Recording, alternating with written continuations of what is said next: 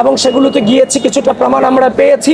রোকেয়া হলো দেখলাম সাদিক কায়েম এবং এসএম ফরহাদের নামে আগে থেকেই ব্যালটে পূরণ করা ছিল।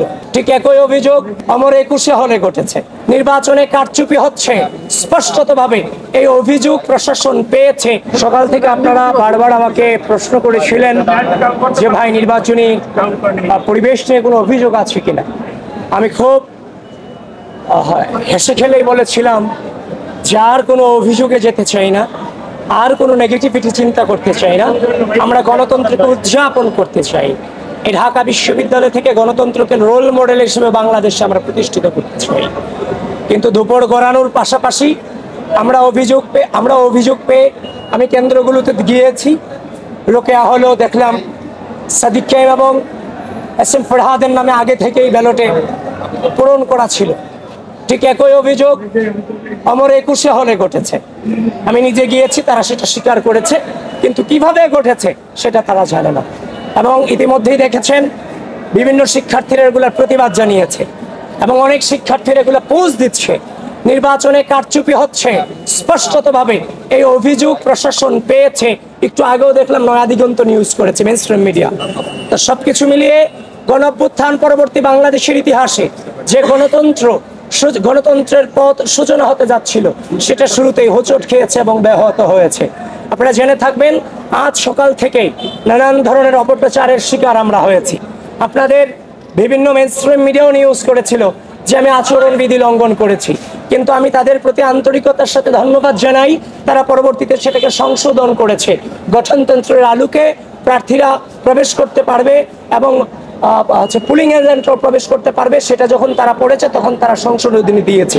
তো সকাল থেকে গুজবের শিকার হয়েছিলাম, কিন্তু পরক্ষণেই দুপুর থেকে কারচুপির অভিযোগ পাচ্ছি এবং সেগুলোতে গিয়েছি, কিছুটা প্রমাণ আমরা পেয়েছি এবং প্রশাসনও তার প্রমাণ পেয়েছে। প্রশাসন সেটা বলেছে এবং বিভিন্ন হলে আমাদের যে প্যানেল শিটের যে ক্রমিক নাম্বার, কারণ 41টা নাম্বার মনে রাখা আসলে ডিফিকাল্ট, সেই 41টা নাম্বার অনেক শিক্ষার্থীদের সহযোগিতার কারণে আমরা দিয়েছিলাম। কিন্তু দেখতে পেলাম বিভিন্ন হলগুলোতে সকাল থেকে আমাদেরকে এগুলোকে বাধা প্রদান করা হয়েছে। বিভিন্নভাবে মব সৃষ্টি করার চেষ্টা করা হয়েছে তৃতীয় পক্ষ দিয়ে, দ্বিতীয় পক্ষ দিয়ে, যে আমাদের এগেনস্টে যেগুলো দেওয়া যাবে না। অথচ আমরা দেখেছি রোকেয়া হলে অ্যাসিস্ট্যান্ট প্রক্টর নির্বাচনের যে দায়িত্বে আছে, তিনি শিবিরের যে প্যানেলিস্ট উনি নিজে দিয়েছেন, কিন্তু ছাত্র দলের 100 গজ দূরত্ব থেকে যে প্রচার করেছিল প্যানেলিস্ট, সেই আমাদের পাঠকক্ষ সম্পাদক সূচনাকে সেই অ্যাসিস্ট্যান্ট প্রক্টর থ্রেট দিয়ে বলেছেন তোমার ছাত্রত্ব কিভাবে থাকে সেটা আমি দেখে দিব। তিনি তো সেখানে হিংস্র ভূমিকা নেওয়ার কথা তার ছিল না। তাহলে তিনি কোন স্বার্থে আমার প্রার্থীকে তিনি বলবেন যে তোমার ছাত্রত্বকে আমি দেখে নিব? সেটা মোস্ট প্রবাবলি মোনামি ম্যাম, তাই না? হ্যাঁ, মোনামি ম্যাম। তো সুতরাং স্পষ্টভাবে ঢাকা বিশ্ববিদ্যালয় প্রশাসন এবং নির্বাচন কমিশনকে জানিয়ে দিতে চাই, ঢাকা বিশ্ববিদ্যালয়ের শিক্ষার্থীরা স্বতঃস্ফূর্তভাবে তার ভোটাধিকার প্রয়োগ করার জন্য এসেছে। যারা কারচুপির অভিযোগে জড়িত আছেন কিংবা এবং অমর 21 হলে কারচুপির এই সংশ্লিষ্ট অভিযোগে কিন্তু একজন নির্বাচনী কর্মকর্তাকে প্রত্যাহারও করা হয়েছে, আপনারা সেটা জানেন।